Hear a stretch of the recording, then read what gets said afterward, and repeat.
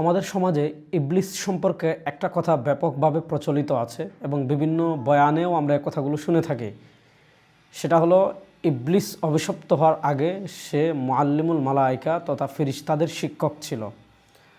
ইবলিস সম্পর্কে আমাদের সমাজে অনেক ভুল কথা এবং ইসরায়েলি রওয়ায়াত সূত্রে অনেক কথা বর্ণিত হয়েছে, যেগুলোর আসলে কোনো ভিত্তি নেই।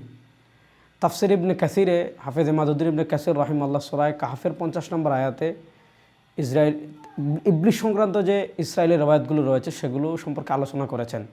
এবং আমাদের সমাজে এই যে কথাটা যে ইবলিস ছিল ফেরেশতাদের শিক্ষক, এই কথাটা কোনো বিশুদ্ধ বর্ণনায় থাকা দূরের কথা, এ কথা কোনো ইসরায়েলি রওয়ায়াতেও নেই।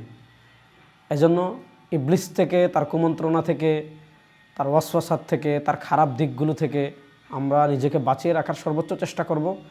কোরআন এবং রাসূলুল্লাহ সাল্লাল্লাহু আলাইহি ওয়াসাল্লাম আমাদেরকে যেভাবে ডিরেকশন দিয়েছেন, কিন্তু তার ব্যাপারে কথা বলতে গিয়ে এমন কোনো কথা বলা আমাদের জন্য জায়েজ নেই যা কোরআন সুন্নাহ দ্বারা প্রমাণিত না। তাই ইবলিস ফেরেশতাদের শিক্ষক ছিল, এই কথাটি ভুল। এই কথা বলা প্রচার করা থেকে আমরা সবাই বিরত থাকব।